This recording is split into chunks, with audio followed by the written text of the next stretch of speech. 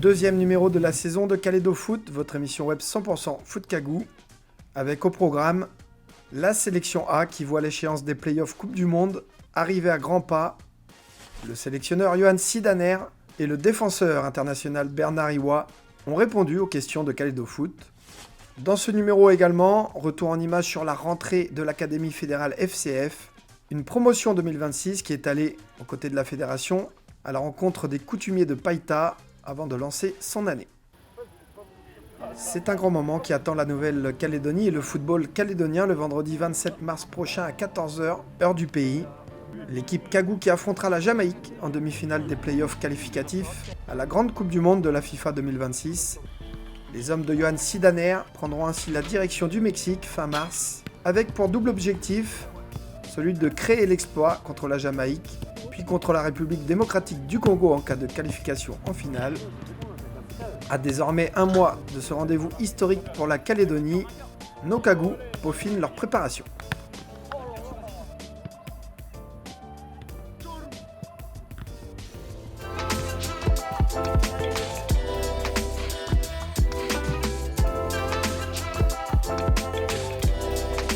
On est à 5 semaines du fameux match. Il était temps de reprendre, mais en même temps, on a laissé à tout le monde le soin de revenir tranquillement.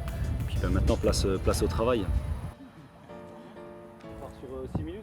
Je ne te mets pas dans le rouge, mais c'est un bon exercice. On doit être capable, après cet effort, là, de jouer, okay, sans se blesser. 6 minutes.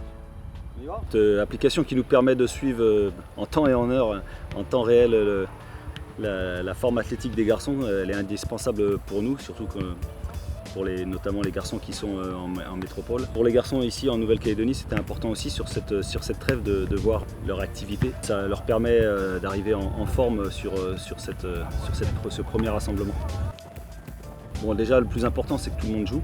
Et ça, c'était une des bases, des critères importants. On déplore peu de blessés, sinon quelques pépins comme le football parfois peut engendrer. Mais il n'y a pas de joueurs indisponibles, donc ça c'est vraiment le bon point. Mais voilà, on a un peu plus de 5 semaines maintenant avant d'aller terminer le travail au Mexique. L'idée c'est de se retrouver tous sur place là-bas au Mexique avec forcément des chemins différents. Donc on arrivera le week-end du 21-22 mars donc à 3-4 jours du match. Voilà, on est forcément impatient de se retrouver tous ensemble. Pour ce qui est des garçons ici, ça fait du bien de les revoir. Encore une fois, on a un travail à terminer, on est impatient d'y aller.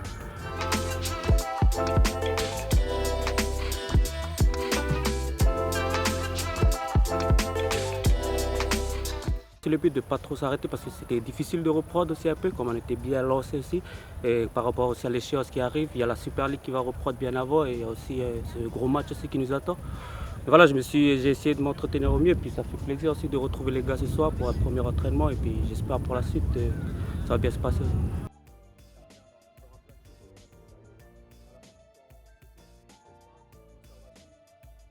Depuis l'année dernière, on a essayé de rester en contact aussi avec le reste du groupe. Parce qu'après, c'est pas facile aussi avec un groupe aussi en France et un groupe ici aussi. Mais voilà, on a essayé de se voir, essayer de se trouver des week-ends juste pour partager, pour s'encourager aussi en même temps. Voilà, la mentalité de la bande aussi, ils sont vraiment concentrés. Puis on espère que la bande aussi là, ils nous regardent. Puis nous aussi, on les encourage aussi, ceux qui sont là. Concentrez-vous juste sur votre technique individuelle, les gars.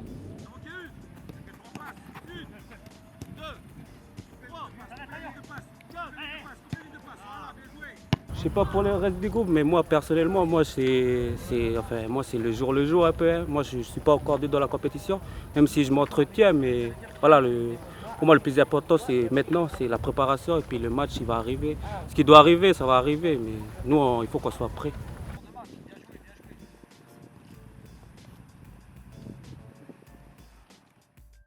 Le mercredi 11 février dernier, au Centre fédéral, la Fédération calédonienne de football accueillait les 15 filles et les 33 garçons qui composent la deuxième promotion de la nouvelle Académie fédérale FCF, basée à Païta et destinée à nos jeunes footballeurs et footballeuses âgés de 13 à 16 ans. Accompagnés de leurs parents et à travers cette journée de lancement de la promotion 2026, il s'agissait aussi pour la fédération d'aller ensemble à la rencontre des coutumiers de Païta et de leur témoigner le respect de cette terre coutumière sur laquelle grandit l'Académie fédérale. L'idée, ce qui était important, c'est que les enfants, les nouveaux rentrants et puis ceux aussi de l'année dernière puissent faire ce qu'on fait d'habitude, de faire toujours se faire tout petit, faire un petit geste à la fédération en cas de football. Et après présenter aussi nos petits gestes auprès des personnes qui sont les responsables ici de ces terres, ici à Païta. Donc il était important de pouvoir avoir ces personnes, les coutumiers, que je remercie beaucoup. C'est important parce que c'est ce qui nous permet de garantir une certaine sécurité dans le projet et faire en sorte que pour nos enfants, quand ils viennent souvent ici à la Fédération Canadienne de football, parce que finalement ils s'entraînent ici, qu'ils soient en toute sérénité, c'est l'idée, parce qu'on est aussi sur ces aspects-là. Il y a le côté football, il y a le côté scolaire, mais n'oublions pas aussi qu'on a l'absent présent, aussi le côté esprit qui nous accompagne. Donc il est important qu'on soit connecté à tout ça, mais surtout pour que nos enfants, notre enfant il est entier, il est aussi plein de choses qui l'entourent, parce qu'il représente plein de choses, donc sa famille, son clan. Donc il était important de pouvoir faire ces démarches-là pour que cette année puisse bien se dérouler. Dernier mot, il y a les parents qui sont là, bien sûr, vous allez un peu présenter le fonctionnement, comment ça va se mettre en place sur cette année 2020. Exactement, l'idée aujourd'hui c'est que les enfants et les parents prennent marque là au site où ils vont séjourner, les petits, donc à l'internat de Sainte-Marie-de-Païta. Et aussi on va pouvoir faire une réunion d'information pour donner l'information aux parents de ce qui va se passer tout au long de l'année. Et ça sera l'occasion aussi de pouvoir faire toutes les dernières mises à jour au niveau de la documentation, donc des dossiers, que ce soit les dossiers scolaires et puis les dossiers sportifs. Ils profitent aussi de faire les visites médicales, donc le kiné et puis le docteur qui est là pour pouvoir faire les évaluations. Donc c'est un peu un programme, on va dire, complet pour pouvoir faire un bon départ la semaine prochaine à partir de mardi. Donc les enfants ils rentreront à l'internat.